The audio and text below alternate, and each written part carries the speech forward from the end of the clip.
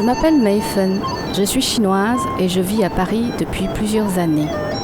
Souvent mes amis français qui partent pour la Chine me demandent quelles sont les meilleures spécialités de mon pays. Bien sûr, je connais quelques plats et pourtant la plupart restent encore un mystère. C'est pour cela que j'ai décidé de retourner en Chine afin de mieux connaître les saveurs de mon pays.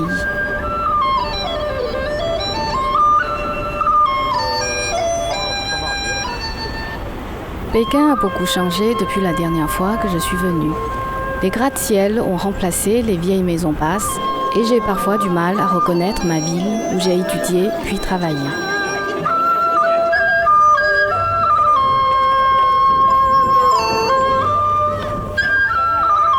Pour mon premier repas, j'ai invité mes amis Wang Dapeng et sa femme Huang Wenhua, tous deux professeurs, à partager un canard laqué, le fameux plat traditionnel pékinois.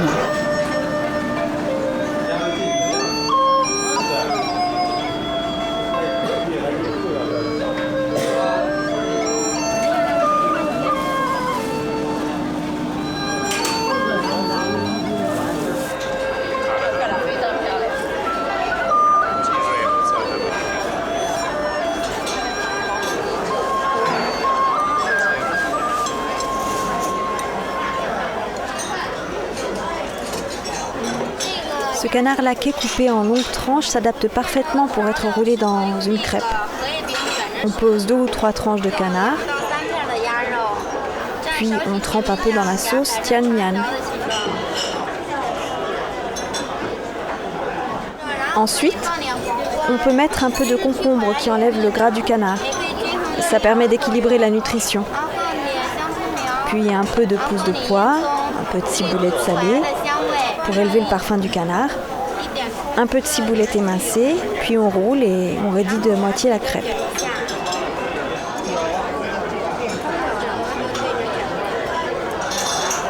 Vous pouvez maintenant la prendre dans la main. Man man chi se dit toujours avant le repas et veut dire manger doucement.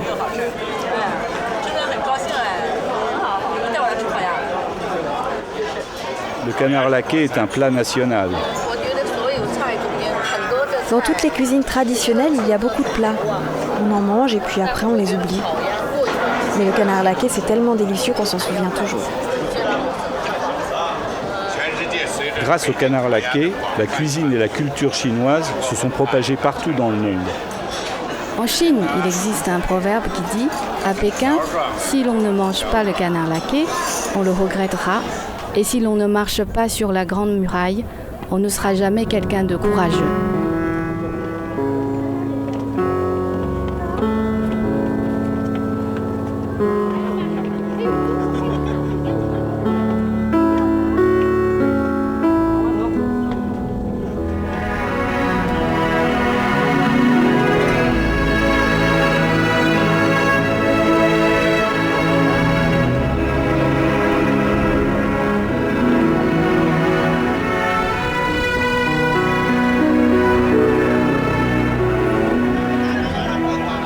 Au marché de nuit de Dongshi-kou, on a vu des étoiles de mer, des brochettes de toutes sortes de viandes et de fruits de mer, des soupes à la marmite, des nouilles sautées, du calamar et du poisson grillé, des soupes de raviolis, de la gelée de soja.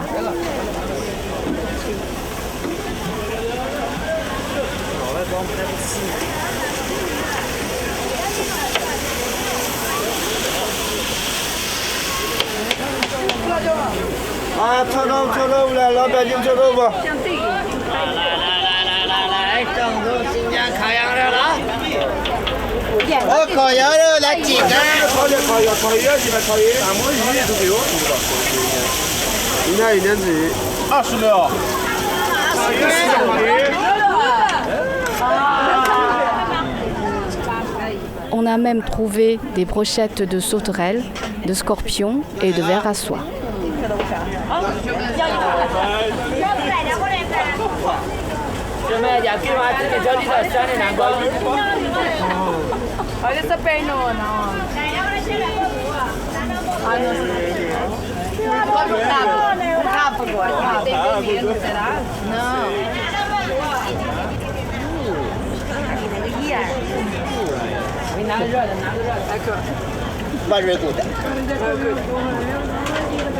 On mange pas les pâtes? Ça pique la bouche si on les mange.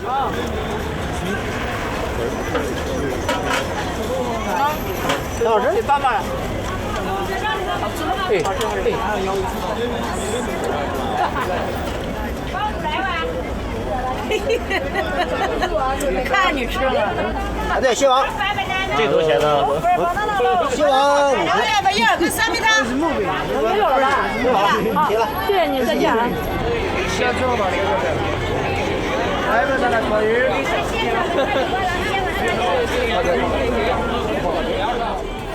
En Chine, il n'existe aucune règle précise dans la préparation des mets. L'essentiel étant de respecter l'harmonie entre les saveurs et les couleurs. Accompagné cette fois d'un grand écrivain, Mi Song-yi, et de mes amis, nous dînons au restaurant Fangshan, qui était l'un des restaurants impériaux. Une légende raconte qu'à l'époque du roi Tianlong, celui-ci sélectionnait lui-même les cuisiniers. Lors d'un concours, l'un des cuisiniers passa dans les derniers. Il espérait présenter de nouveaux plats, mais les autres cuisiniers avaient déjà tout préparé avant lui. Arrive son tour et il n'a aucune idée du plat. Il cherche et au dernier moment, il voit à côté de lui des morceaux de porc. Il en prend une poignée et utilise de l'amidon pour envelopper la viande. Puis, il jette le tout dans l'huile à frire. Il rajoute de la sauce aigre douce et cela devient ce qu'on appelle aujourd'hui du porc à la sauce aigre douce. Le plat arrive devant le roi Tianlong, qui goûte et trouve que c'est très bon. Il demande comment s'appelle ce plat. Le cuisinier réfléchit et il invente un nom, Toi Sholichi. À la suite de ce plat, il en aura 3 autres, au poisson, à l'oignon et aux crevettes. Et cela donnera 4 grandes recettes à base de sauce aigre douce. Ce plat s'appelle Matuan frites avec une farce de haricots rouges. Celui-ci, c'est un petit pain de maïs cuit à la vapeur et cru en son milieu. C'est un plat que l'impératrice Cixi aimait beaucoup. Il correspond au moment où les armées alliées des 8 pays envahissent Pékin et l'impératrice Cixi doit s'enfuir à Xi'an où elle manque de nourriture. À ce moment-là, l'impératrice a très faim. Elle mange alors ce petit pain de maïs qu'elle trouve délicieux. Quand elle revient à Pékin, elle veut à nouveau goûter celui-ci. L'eunuque Li Lianying et les cuisiniers impériaux entendent la reine et ils prennent peur, car si la reine ne trouve pas bon le petit pain de maïs, leurs têtes tomberont. Ils réfléchissent et trouvent le moyen d'utiliser des marrons pour faire une farine. Ils fabriquent ensuite un modèle de pain de même forme. Quand la reine goûte le petit pain, elle le trouve succulent. Plus tard, ce petit pain sera plus petit et deviendra une légende. On peut se demander comment les Chinois, depuis des milliers d'années, ont réussi à se nourrir pour survivre. En fait, l'art de cuisiner réside dans le respect des équilibres entre le yin et le yang, la résistance et la mollesse, le dessèchement et l'hydratation, le froid et le chaud, tout cela pour réussir à manger sainement. Par exemple, les personnes qui prennent des alcools de plantes tels que le ginseng peuvent saigner du nez, car leur corps manque de yin alors qu'il a déjà trop de yang. Une alimentation équilibrée, comme un médicament, a donc besoin d'harmonie. Une sorte de philosophie de la pharmacologie se manifeste ainsi à travers la nourriture.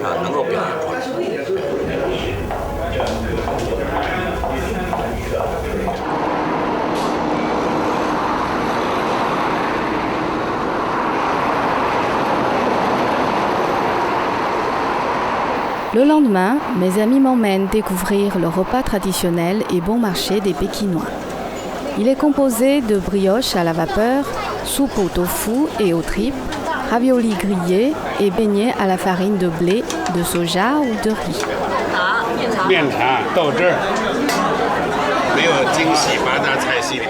Dans les 8 plus grandes cuisines chinoises, on ne compte pas la cuisine pékinoise. À Pékin, le plat le plus connu est aussi le plus rapide, le casse-croûte. Du palais impérial jusqu'au petit peuple, c'est un angka qui plaît à tout le monde. En plus, il fait partie intégrante de la vie des Pékinois. Il est bon et pas cher, il est à base de produits très variés et ses arômes sont multiples et délicieux.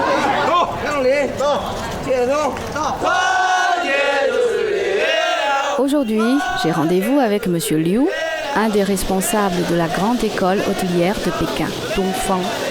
Ici, la première chose qu'on apprend, c'est de bien se servir du wok.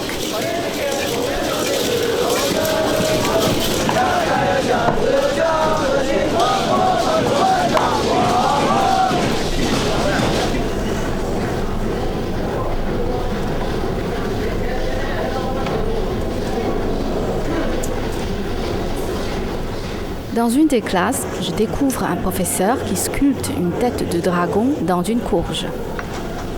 像这样的话，每次2分钟都可以刻好。动作的大连，提起来啊，提，回手啊，要注意。这个手呢，要拖把的时候要注意啊，把手按一下。多余的面拿下来。 Ici, un professeur prépare des nouilles qui deviendront fines comme des cheveux.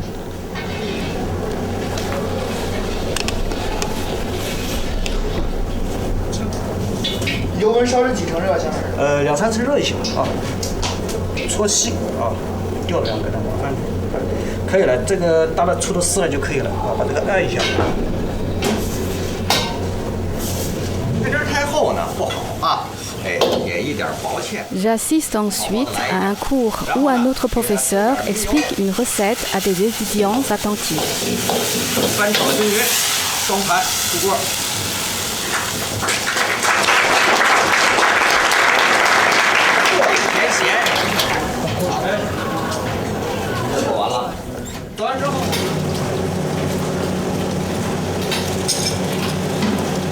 Voici maintenant mon professeur qui va m'enseigner la préparation d'un plat sichuanais. Un peu de sel, un peu d'alcool, un blanc d'œuf,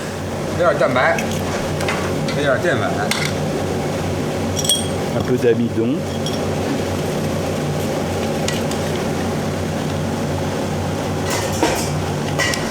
et on laisse reposer 10 minutes.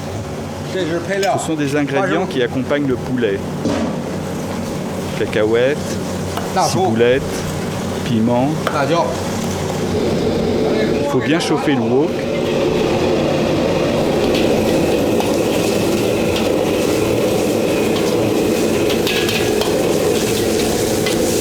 Déposer les poulets en dés. Mettre la sauce que l'on a préparée.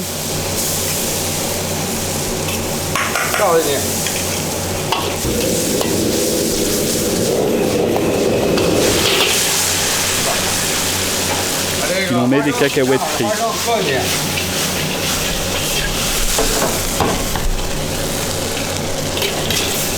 C'est un plat typique du Sichuan.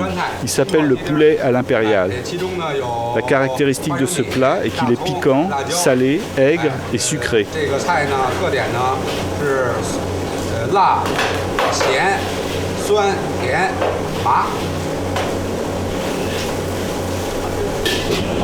Bien, encore un peu. C'est bon. Du sucre. Encore plus. Comme ça. C'est bon. Prenez la louche, comme ça.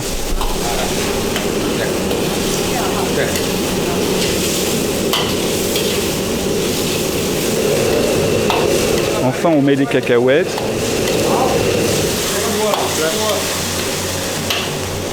Ah, bien, bravo. Posez-les dans l'assiette.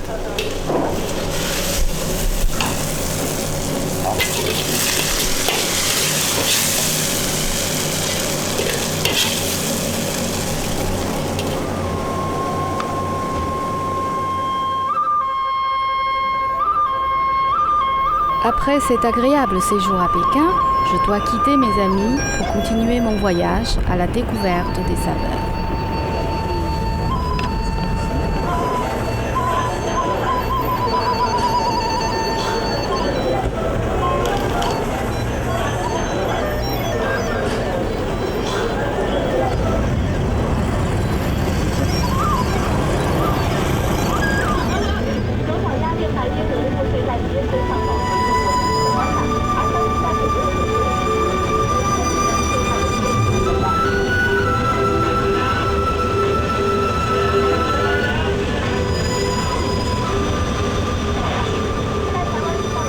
À 3 heures de vol de Pékin, j'arrive dans le sud-ouest de la Chine, dans la ville de Chongqing. On l'appelle la capitale du brouillard car durant les mois d'hiver, les grands fleuves Yangtze et Jialing apportent beaucoup de brume et d'humidité.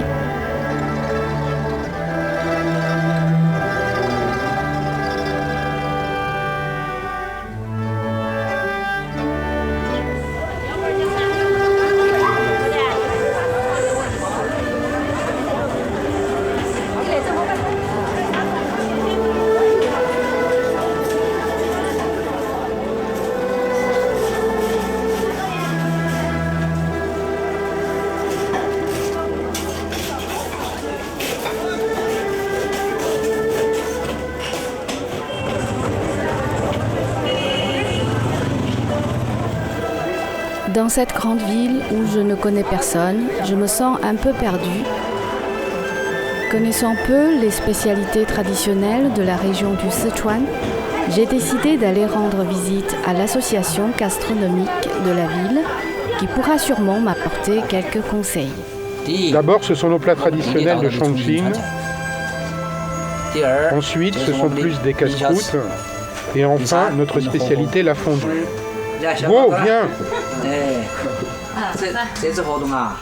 Pour goûter la fondue, les casse-croûtes et les plats traditionnels. Guo va faire la guide pour vous.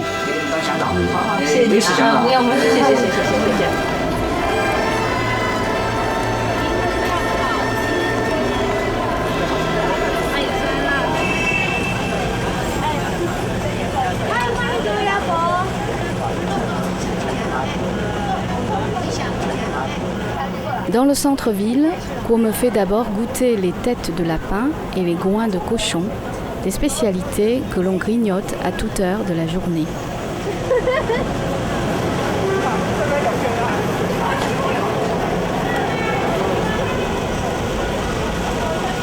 Ensuite, Guo m'invite à partager son repas au restaurant Le Pont de la Grand-Mère.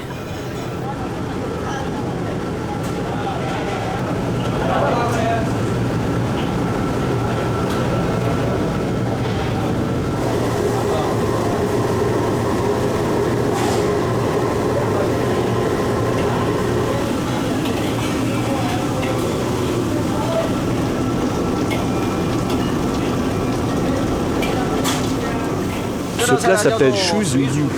Il est à base de poisson et l'ingrédient secondaire est du soja. Le goût est piquant.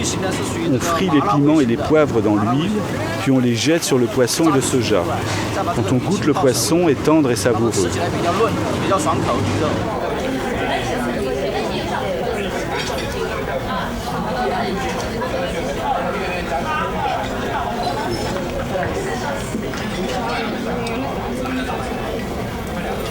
Dans la cuisine traditionnelle sichuanaise, on retrouve souvent en grande quantité le piment rouge et le poivre qui poussent en abondance dans la région.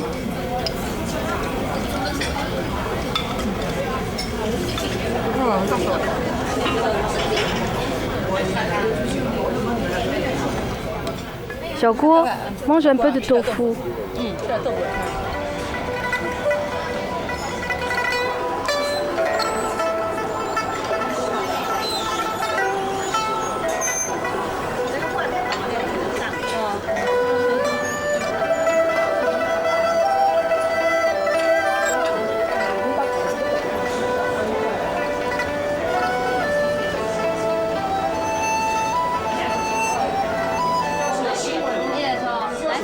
Quand on vient à Chongqing, il faut goûter la fondue. Celle du restaurant Douchuan est la plus réputée de la ville. Si on ne mange pas la fondue quand on est à Chongqing, c'est comme si on n'était jamais venu ici. Les plats sont arrivés. Désolée de vous déranger, voici les tripes. Yashen, c'est l'estomac de canard. Après l'avoir coupé et préparé, on le cuit dans le bouillon. Et il devient comme une fleur. Ceux-ci, ce sont des intestins de canard. Ce plat est très bon pour manger avec la fondue. Il s'appelle Nyang Wang Hu. Ce sont des gorges de vache. Et après les avoir coupées, on les jette dans le bouillon pour la cuisson. Elles deviennent très jolies avec des rayures.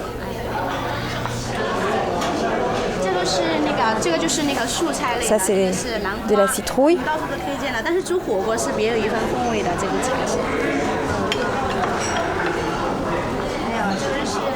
Ce sont des jambons. Tout le monde les connaît, on peut les trouver sur les marchés. Le concombre, on peut le manger cuit ou pas trop cuit. Les deux sont bons. Pour lui donner plus de goût, c'est mieux de bien le faire bouillir. Et si vous buvez de la bière, vous pouvez y ajouter un morceau de concombre. Ça lui donne un léger goût. Voilà, tous nos plats sont là. Merci. Je vous en prie.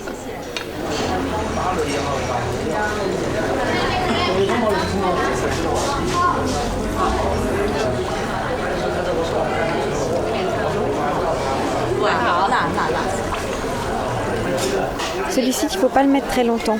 Juste un peu, sinon il sera trop cuit.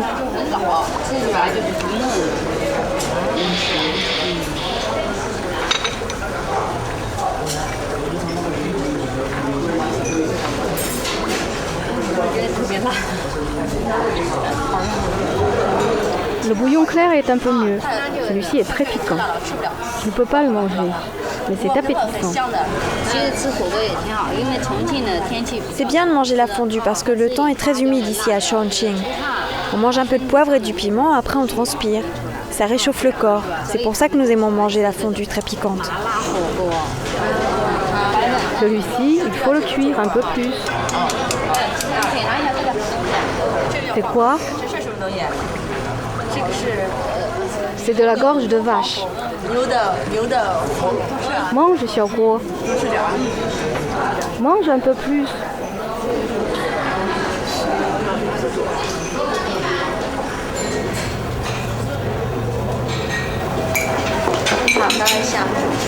Bonjour, est-ce que vous déjeunerez chez nous? Est-ce au même endroit? Non, le restaurant est au premier étage. Comment est le lieu? C'est bien, c'est calme. On peut le voir. Ah oui, bien sûr.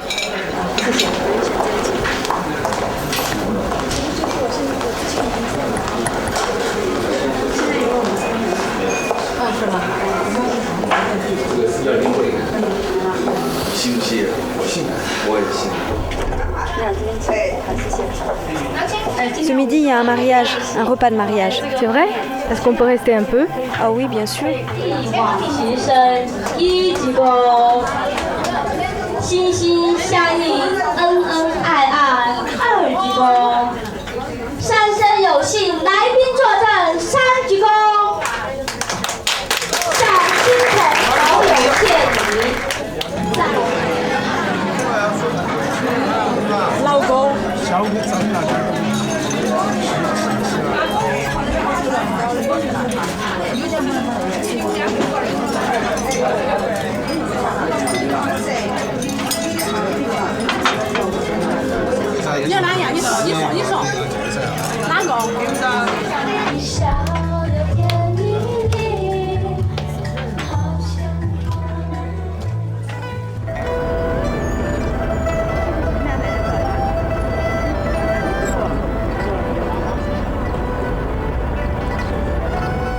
Arrivé à Shanghai, je retrouve mon ami Xiangdong que j'ai connu à Paris.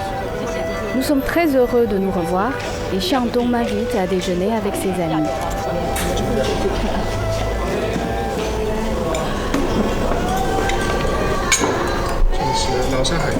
Le Morning Shanghai, qui date de 1846, est l'un des plus anciens hôtels-restaurants de la ville.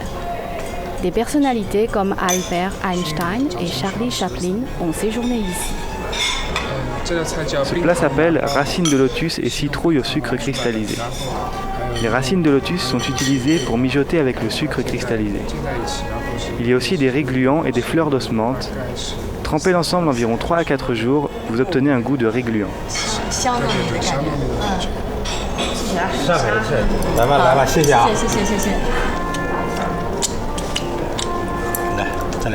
Encore un peu, c'est tellement bon.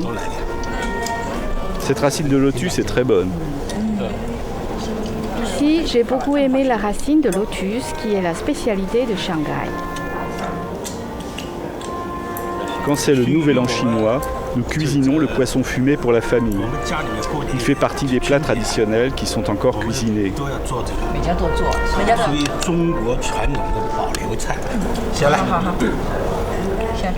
Allez-y, goûtez.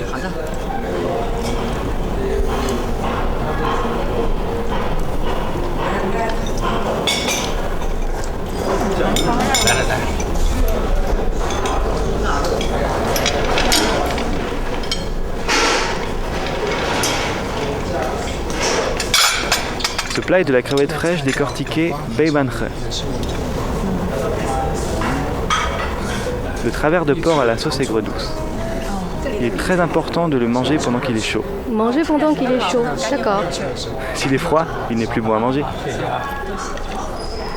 Tout le monde en mange un peu plus. Ce plat, c'est mon plat préféré.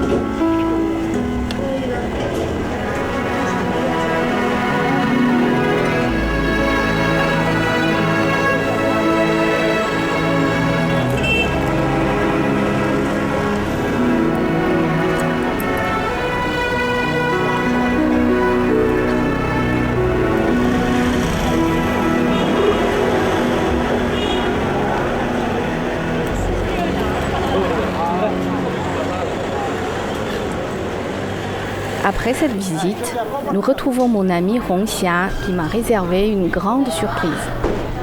Dans la médecine traditionnelle chinoise, on dit que manger de la viande de chien pendant l'hiver, ça peut dissiper le froid. Cette viande, on n'en trouve pas comme le porc ou le bœuf. C'est parce que tu viens de loin qu'on donne à goûter de la viande de chien.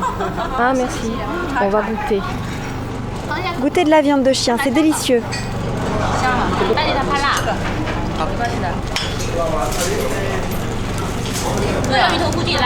Tous les plats sont piquants, mon Dieu. Elle a voulu nous tuer avec les piments. Et c'est vrai, j'avais oublié de vous dire, c'est aussi très piquant.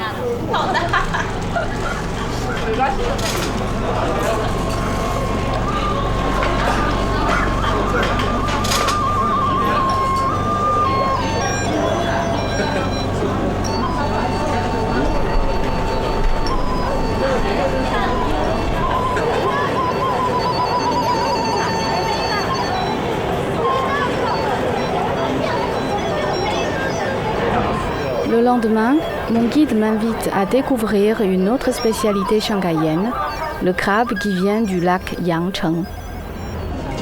Ce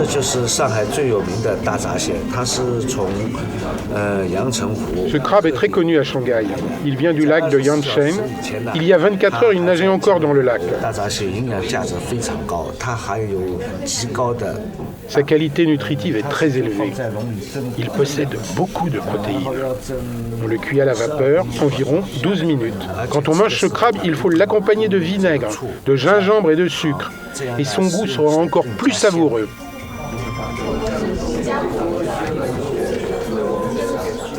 C'est bon, merci.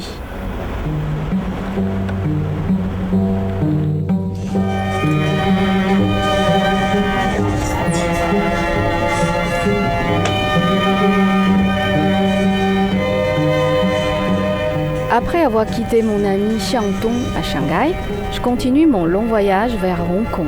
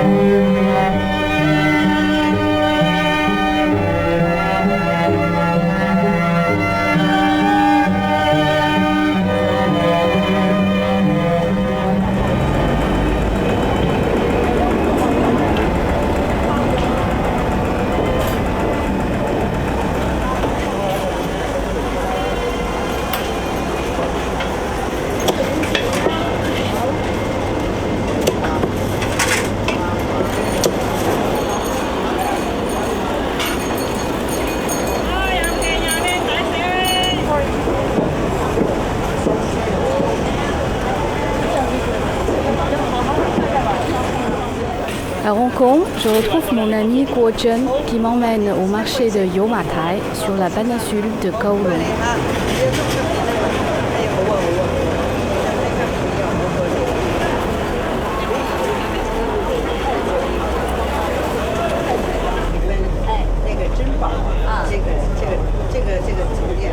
Le restaurant Jumbo est le plus grand restaurant flottant du monde.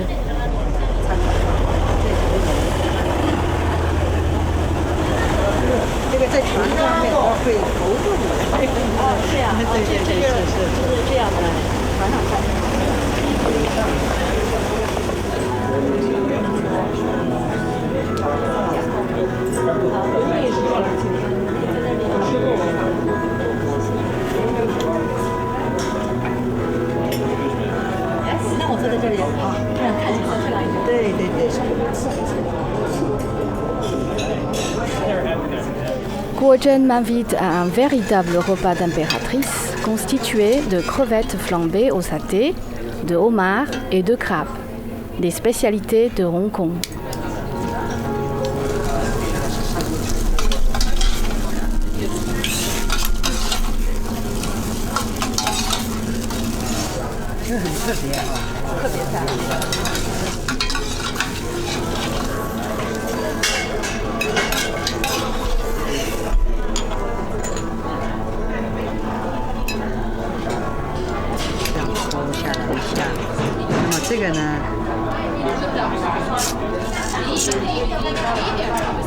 Toutes les saveurs sont là. C'est bon, c'est très bon. On sent bien le goût du saté.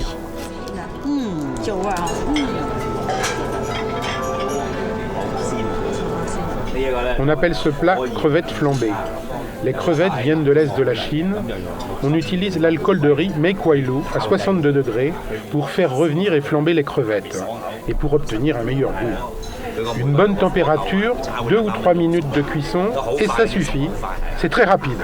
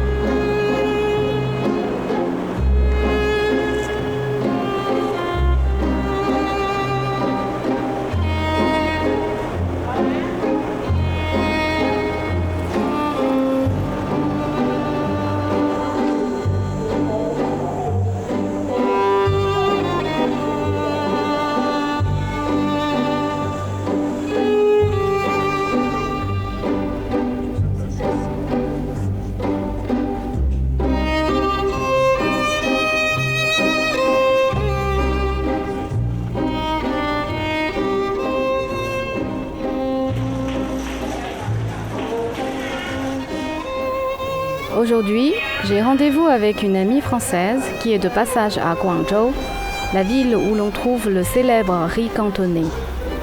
Notre guide A Chao nous propose de visiter un grand marché de la ville.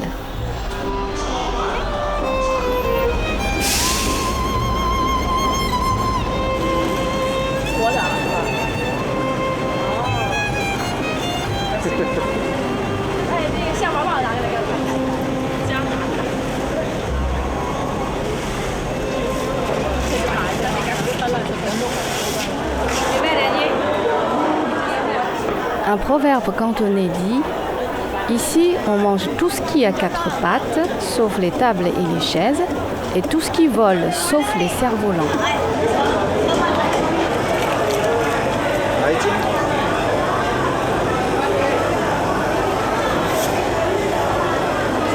Au marché, en plus des viandes, des poissons et des crevettes habituelles, on a trouvé des crapauds, des petits scorpions, grands scorpions, larves de ver à soie et du serpent.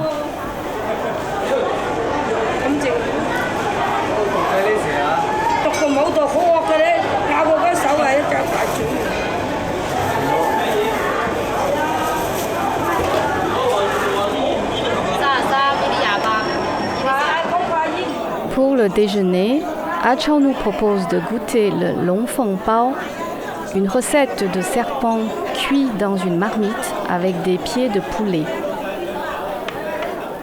Pour bien commencer le repas, on extrait la bile du serpent et on la sert dans de l'alcool de riz. Ça, c'est l'alcool de bile de serpent. Cet alcool rend les yeux brillants, ça nourrit la peau et retire la chaleur du corps. Et c'est très bon pour la santé. Ganbei, ce qui veut dire qu'il faut boire son verre cul sec.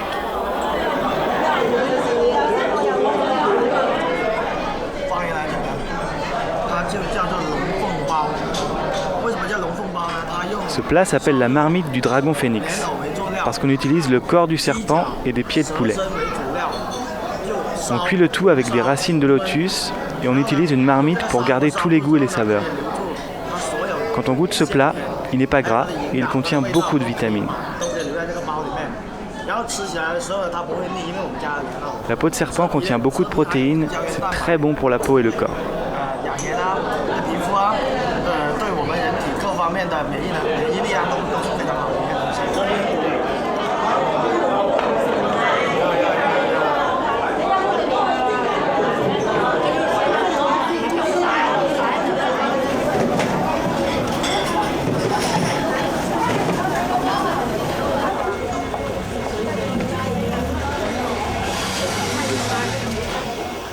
Après le déjeuner, nous partons visiter l'un des plus anciens marchés de la ville où l'on vend des épices, des plantes, des herbes médicinales et d'énormes champignons.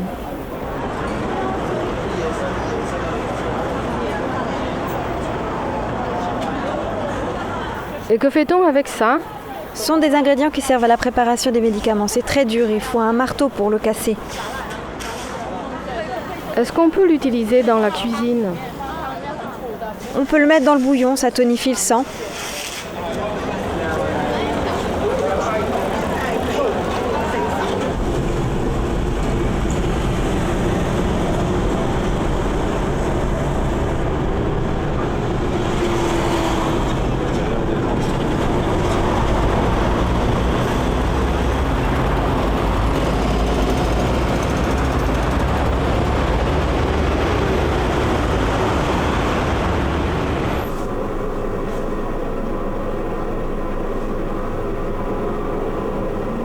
En Chine, on dit que c'est dans la région de Canton que l'on trouve le meilleur de la gastronomie chinoise. Souvent avant chaque repas, on commence par une bonne tasse de thé. Thé vert, jasmin ou longqing.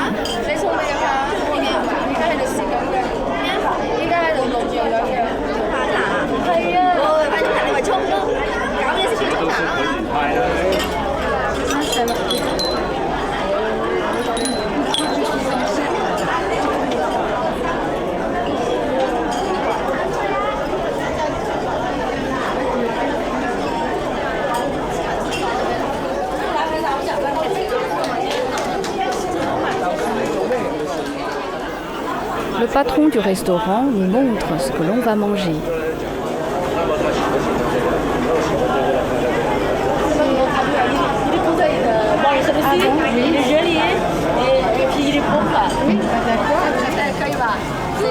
Oui, c'est magnifique.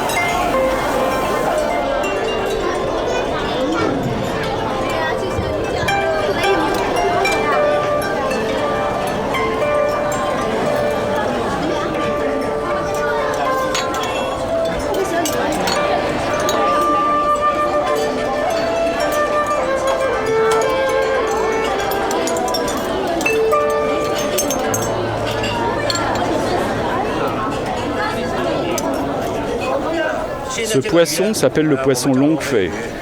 On le cuit dans un bouillon pour obtenir une chair tendre et parfumée.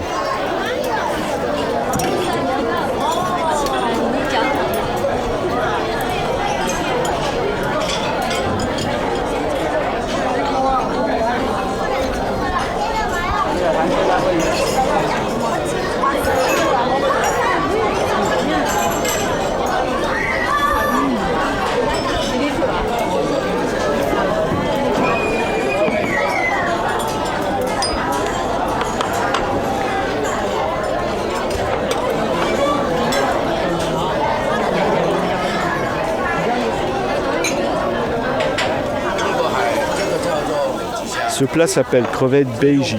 On utilise les grosses crevettes luose pour faire ce plat. Le goût est délicieux.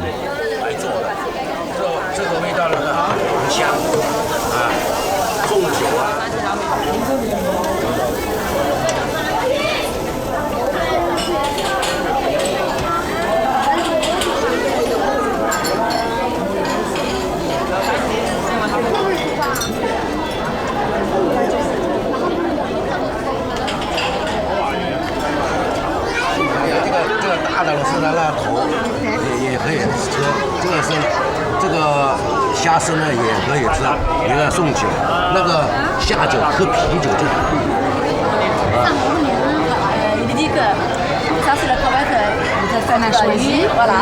Là, ça c'est la tête, ça c'est le queue. Oui. C'est basé. C'est mis à accompagner les bières. Ça. Ah bon, volontiers alors, oui. C'est d'abord.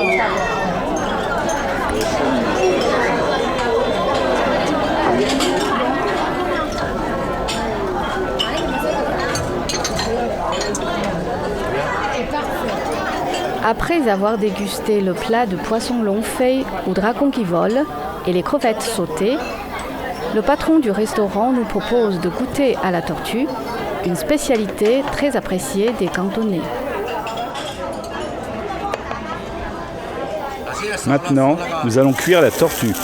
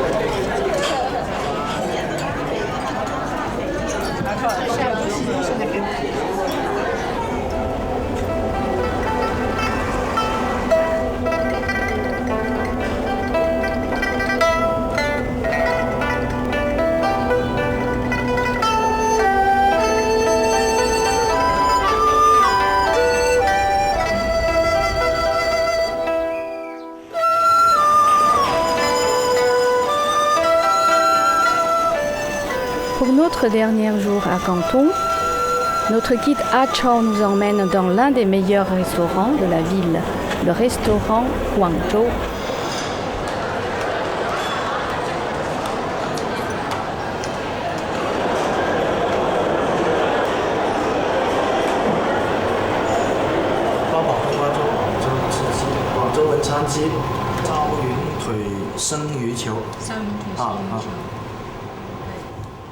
Nous sommes 3 personnes, 4 plats et une soupe, ça devrait suffire.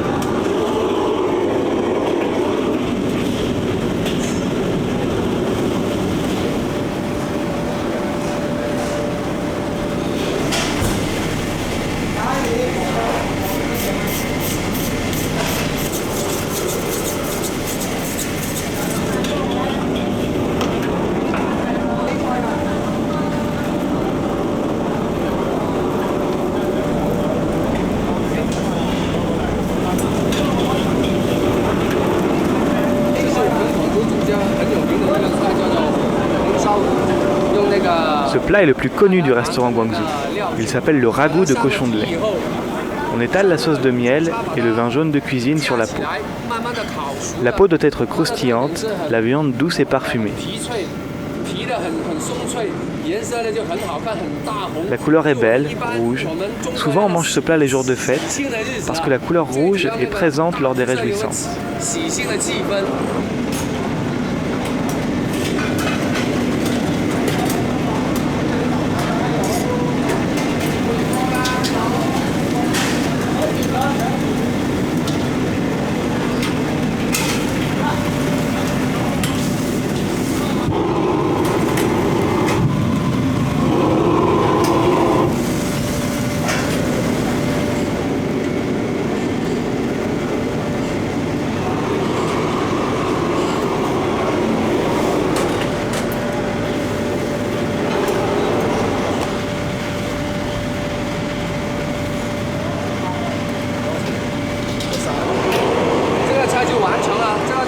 Ce plat est terminé.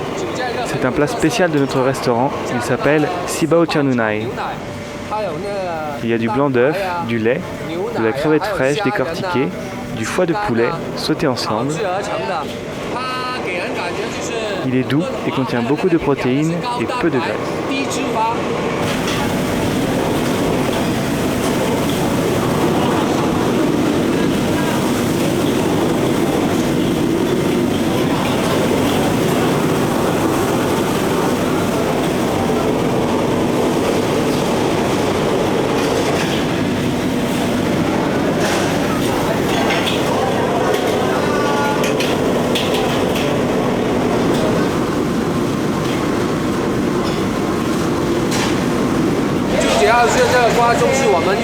Cette soupe de courge est une spécialité de la cuisine de Guangzhou.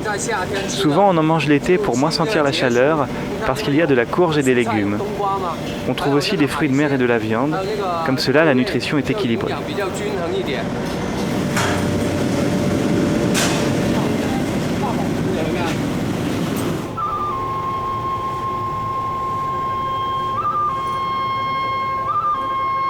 Après avoir goûté au canard laqué de Pékin, à la fondue pimentée du Sichuan, aux racines de lotus de Shanghai, aux crevettes flambées de Hong Kong, à la marmite de serpent et la tortue sautée de Guangzhou, c'est d'ici que se termine mon voyage, à travers les saveurs de mon pays.